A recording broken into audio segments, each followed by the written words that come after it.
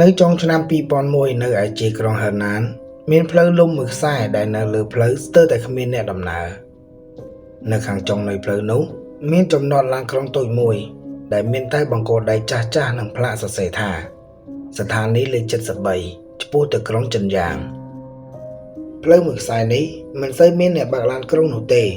ព្រោះវារត់តែពេលល្ងាចហើយស្ទើរតែមិនមានអ្នកដឹងថាវាមកពីណាឬចេញទៅណាទៀតផង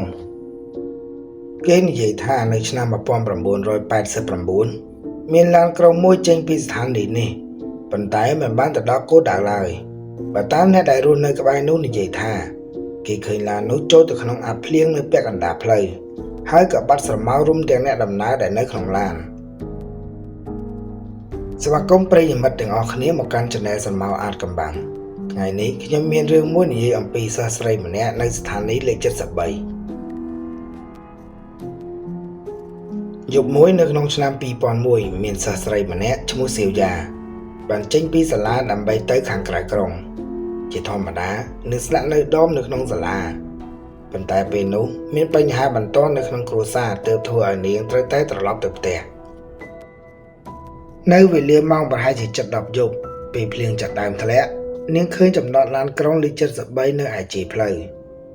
ទោះជាដឹងថាយប់ហើយក៏ដោយនាងនៅតែសង្ឃឹមថានឹងមានឡានមក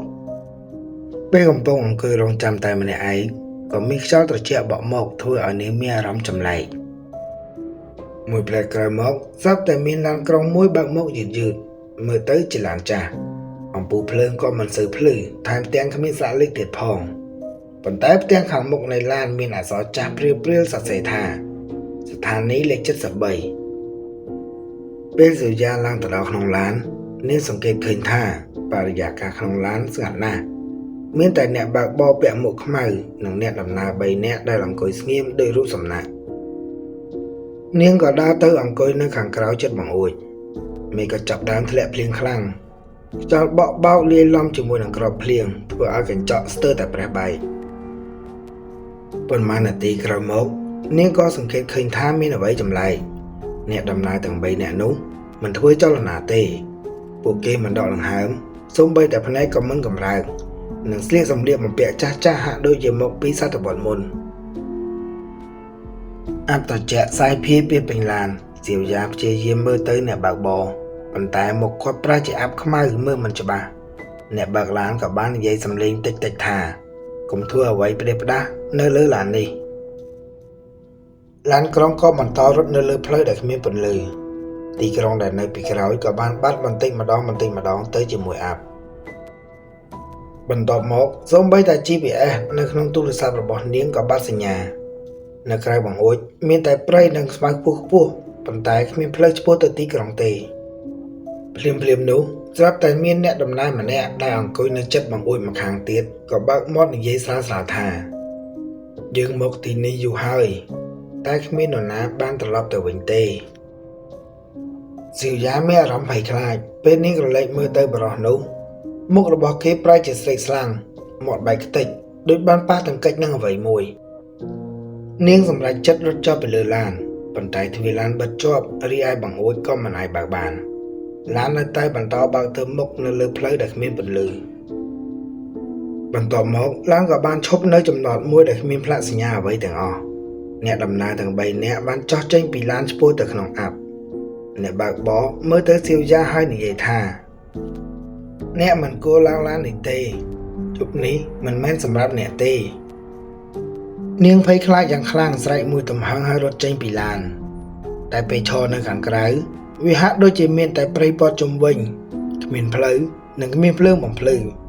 ពេលនាងក្រឡេកមកឡានវិញគ្រប់យ៉ាងមានតែភាពងងឹតព្រឹកឡើងពេលសៀវយ៉ាភ្ញាក់ដឹងខ្លួនឡើងមកវិញនាងស្ថិតនៅលើចំហៀងផ្លូវក្បែរផ្លាកសញ្ញាសរសេរថាស្ថានីយ៍លេខ73ប៉ុន្តែគ្មានឡានក្រុងណាមួយនៅក្បែរទីនោះទេអ្នកស្រុកដែលឆ្លងកាត់បាននាំនាងទៅរកសមត្ថកិច្ចតែពេលនាងបានប្រាប់អំពីឡានក្រុងនោះគ្រប់គ្នាស្លើភ្នែកហើយនិយាយថាឡានក្រុងលេខ73យើងធ្លាប់ឃើញតែនៅក្នុងរូបភាពរបាយការណ៍ចាស់ប៉ុណ្ណោះវាបាត់តាំងពីឆ្នាំ1989ហើយអ្នកដំណើរទាំងអស់បានស្លាប់រីឯសាកសពគេប្រទះឃើញនៅភ្នំចិត្តនេះ សៀវយ៉ាស្ទើរមិនជឿតែពេលនាងទៅកាន់សាលារៀនវិញ